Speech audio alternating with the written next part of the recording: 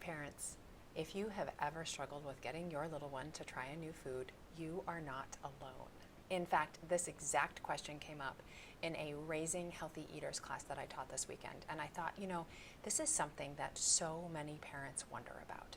The specific question was this: is there a best time of day or a better time of day when I should try introducing new foods to my child? Should I try in the morning when he's well rested, or maybe at dinner when we're all sitting together and it's calmer? This is a fantastic question, but to answer it and answer it well, I needed to do a little research of my own. And do you know what I learned? There seems to be no definitive research saying that one time is better than another, or that one time is best for all kids. But don't go anywhere, because while there may not be a single perfect time, there are some evidence-based strategies that we can use that will make introducing new foods smoother and more successful. So instead of worrying about when to introduce a new food, I want you to focus on how you do it. And there is a lot that we do know about that. And here is what we know. Repeated exposure is key. I have said this before, I know, many, many times, but it bears repeating. Your child may need to see or touch or taste a new food 10 to 15 times before they actually accept it. So don't give up after that first try, or even the 10th.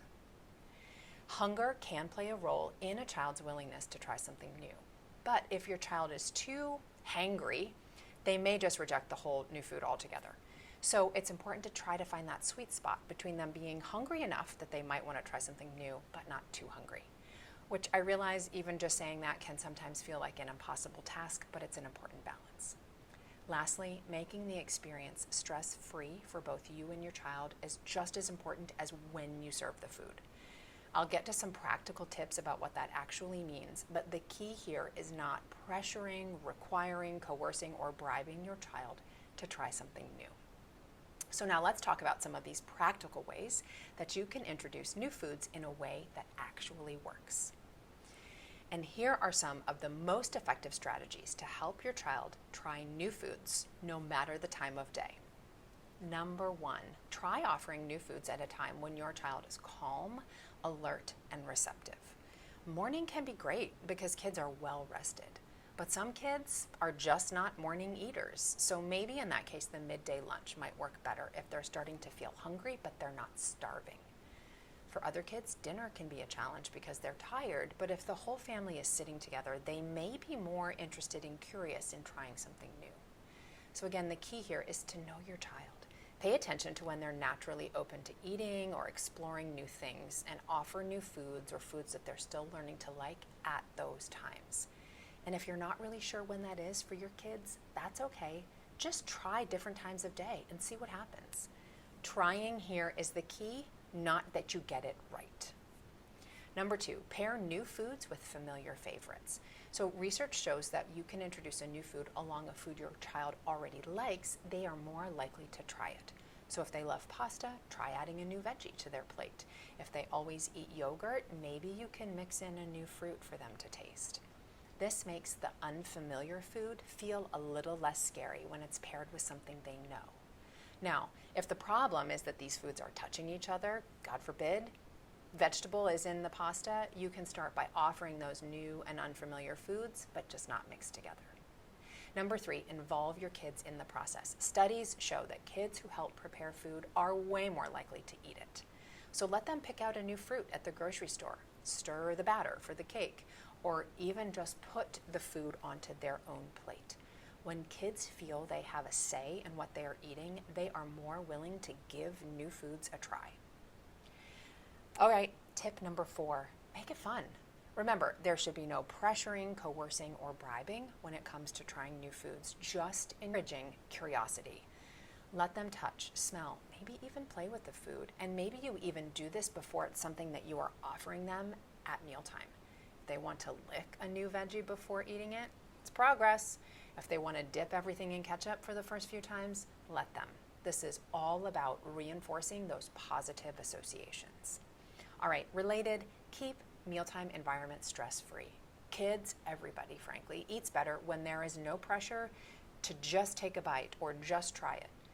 Instead, try describing the food. This is crispy and a little sweet. It tastes kind of like a crunchy apple. It's like your favorite cracker.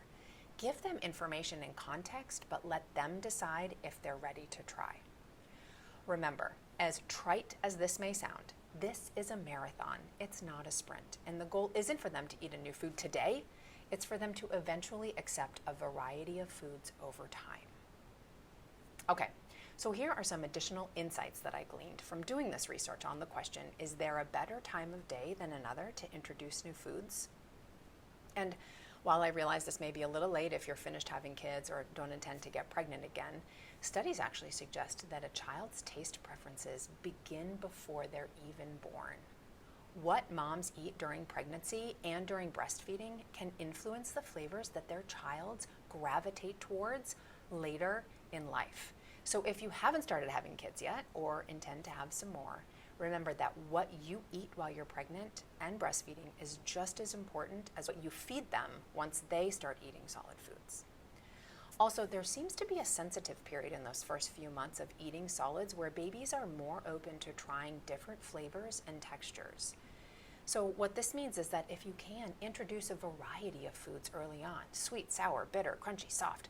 The more variety they get, the more exposure they get, the more likely they'll take it later on.